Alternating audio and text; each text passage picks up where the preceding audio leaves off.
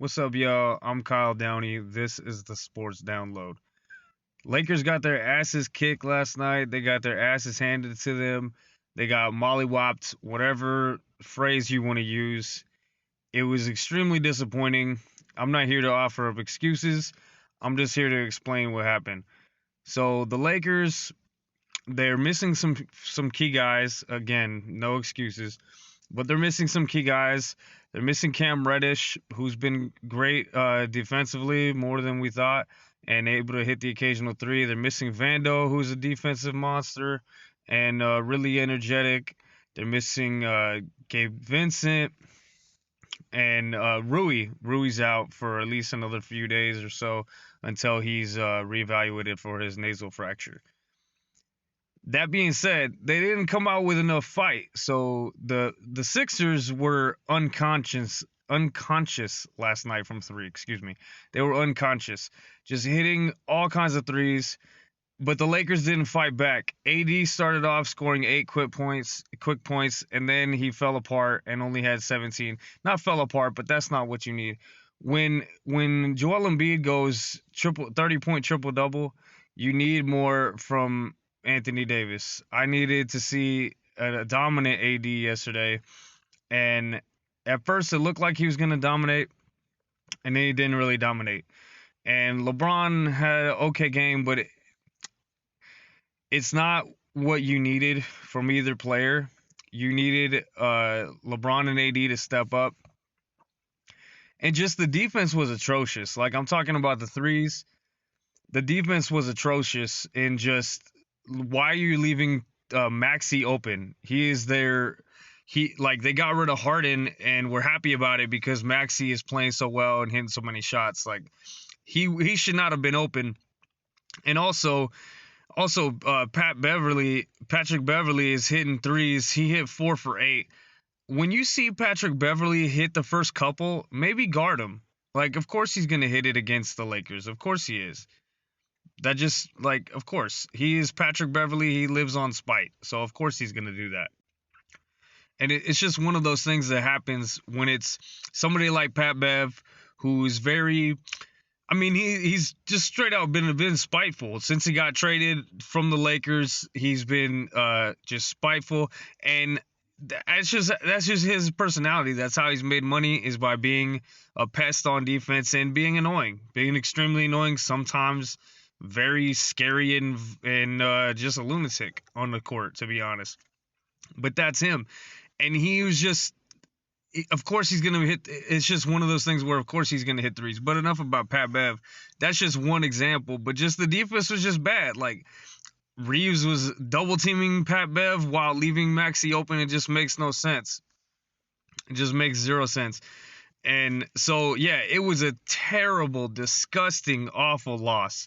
When you have, on a night when you have LeBron and AD playing, and I know they're shorthanded. Like, if they would have lost to Philly is one thing, but to get shellacked, to get freaking destroyed, again, use whatever term or phrase you want to use, to get that blown out is embarrassing. And another part of it was that AD was kind of called out by Paul Reed, who's a backup center on the Sixers. He called him a flopper and that he has to be careful, not be too aggressive playing defense on him because he might foul out.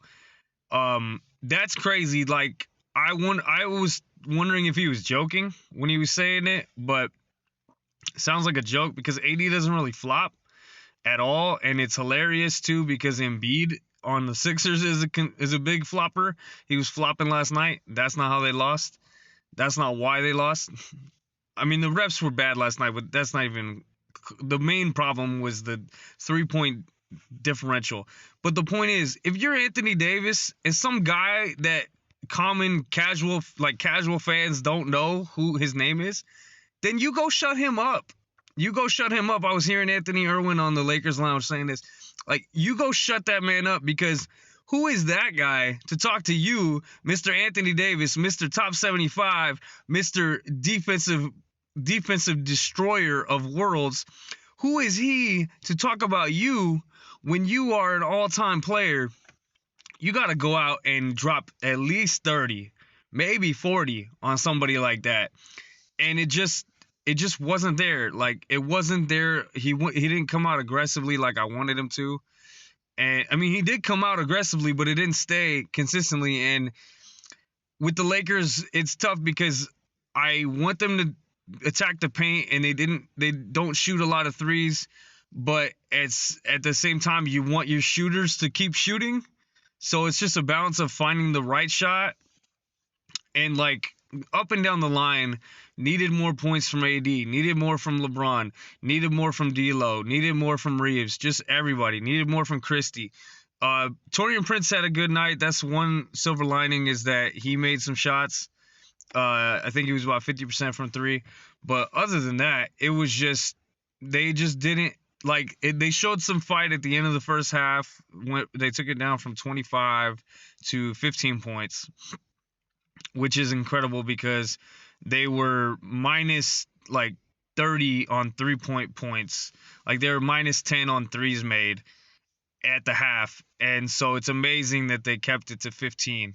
But just, you can't lose fight. And that's on the coach too. I like Darvin Ham, but you got to encourage your guys. And he said something about the guys coming off the bench weren't giving it their all. It's like, dude, that's a coaching thing, but who cares about that? Like, the game's already over in garbage time. There's no such thing as garbage time. Yeah, there is when you're down 30. There is, dude. That is garbage time, definitionally. And just, he's got to get these guys ready to do better. And I don't know if they need a trade to be happening. Like, I think so far being I think 10-8 now. To being 10-8 is not bad, considering that they've been missing the guys that they need to come back. But if they're gonna not compete like that, that's unacceptable. That's unacceptable as a Lakers team, as a LeBron AD team. That's unacceptable as a professional basketball team. Like, that's unacceptable. So I don't know if they need a trade. I know Zach LaVine is being rumored. I wouldn't trade for Zach LaVine. He's not necessarily who I'm looking for. But if they trade D'Lo for Zach LaVine and then could somehow bring back Caruso. But the problem with trades is that people are going to probably want Rui. And I don't want to get rid of Rui. I really like Rui. So, I mean, December 15th is when some of these guys are tradable. So we can revisit it then when trades come about. I want to see this team healthy as it is. But just, you cannot play like that against Embiid, where, you know, he shines. He has a 30-point triple-double. Maxey drops 26 points and 7 assists. And LeBron has 17. AD has 17. You know, like, excuse me, LeBron had 18. But that's just like, and LeBron, you can't expect LeBron to be doing everything. But so AD, dude, like, you got to show out LeBron. You got to show out LeBron. He needs to shoot more threes. Like, if he wants to, because he's been shooting well this year. He's got to shoot more threes. All the shooters got to keep shooting, but just play with effort. Like, again, if the threes aren't going, get something easy, and gotta play more better defense. That's just disgusting. Like, they almost hit an all-time high, franchise high for their amount of threes that they made last night. That is unacceptable.